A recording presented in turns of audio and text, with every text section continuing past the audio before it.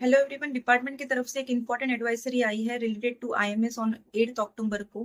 काफी सारे post and circular spread हो रहे थे कि आईएमएस कंपलसरी हो जाएगा। तो चलो देखते हैं इस वीडियो में कि आईएमएस मैंडेटरी होगा या नहीं।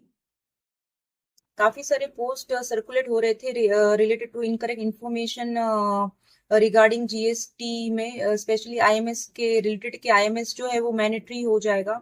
आईएमएस मतलब आपको मैंडेटरी हो जाएगा और उसमें कंपलसरी आपको एक्शन लेना पड़ेगा एक्सेप्ट और रिजेक्ट का।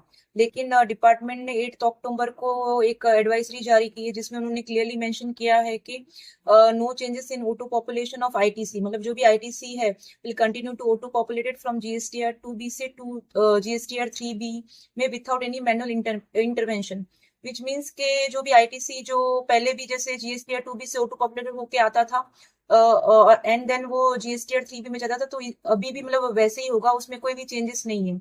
आईएमएस में अगर आप कोई भी एक्शंस वगैरह नहीं लेते हैं तो वो डीम एक्सेप्टेड हो जाएगा एंड उसी वजह से वो GSTR 2B में ऑटो पॉपुलेटेड होके आ जाएगा।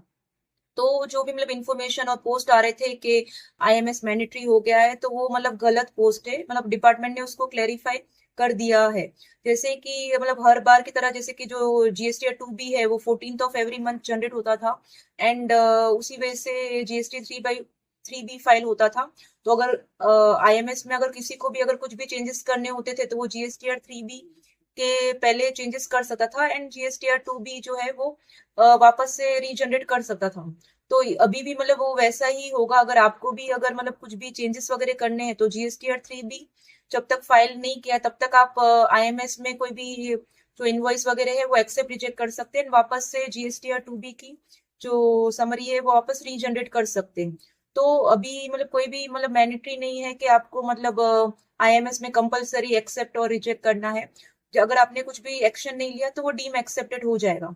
सिमिलर वे से ये एक इम्पॉर्टेंट मतलब उन्होंने क्लैरिफिकेशन दिया है आईएमएस के रिलेटेड।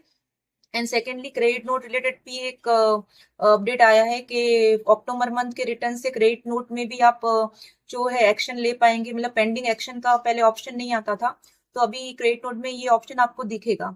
सेकेंडली अगर हम लोग कोई भी क्रेडिट नोट एक्सेप्ट करते हैं तो जो भी रिसिप्टेंट होता है उसको आईटीसी रिवर्स करने का ऑप्शन अभी से आईएमएस में ही शो होगा। पहले उसको मतलब जो वो जीएसटीआर 3B में अपना आईटीसी रिवर्स करना पड़ता था, लेकिन अभी से अक्टूबर मंथ के रिटर्न से उनको मतलब ये जो है आईटीसी रिवर्स करने का ऑप्शन आईएमएस में ही शो हो जाएगा। तो ये तीन एक इम्पोर्टेंट जो अपडेट आए हैं मतलब 8 अक्टूबर को। तो अगर आपको भी अगर कंफ्यूजन है कि अभी भी मतलब आईएमएस जो है मैंडेटरी हो गया तो ये कंफ्यूजन आप दूर कीजिए, बिकॉज ये एडवाइजरी आप पढ़ के मतलब देख सकते हैं कि इसमें क्लियरली मेंशन किया है कि आईएमएस है वो कंपलसरी नहीं है। अभी भी अगर आपने कोई भी एक्शन नहीं लिया आईएमएस में तो वो ऑटोमेटिकली आपका जीएसटीआर 2B उससे इम्पैक्ट नहीं करेगा। जीएसटीआर 2B में डीम एक्सेप्टेड हो जाएगा एंड वहां से आपकी जो जीएसटीआर 3B में क्रेडिट जाएगी एंड आपको वहां से वो इनपुट टैक्स क्रेडिट अवेल करने का ऑप्शन मिल जाएगा। अगर आपको भी जीएसटी रिलेटेड या कोई भी अदर सर्विस रिलेटेड अगर काम रहेगा तो आप हमारे फॉर्म एनएस टैक्स कंसल्टेंसी को कांटेक्ट कर सकते हैं। Thank you.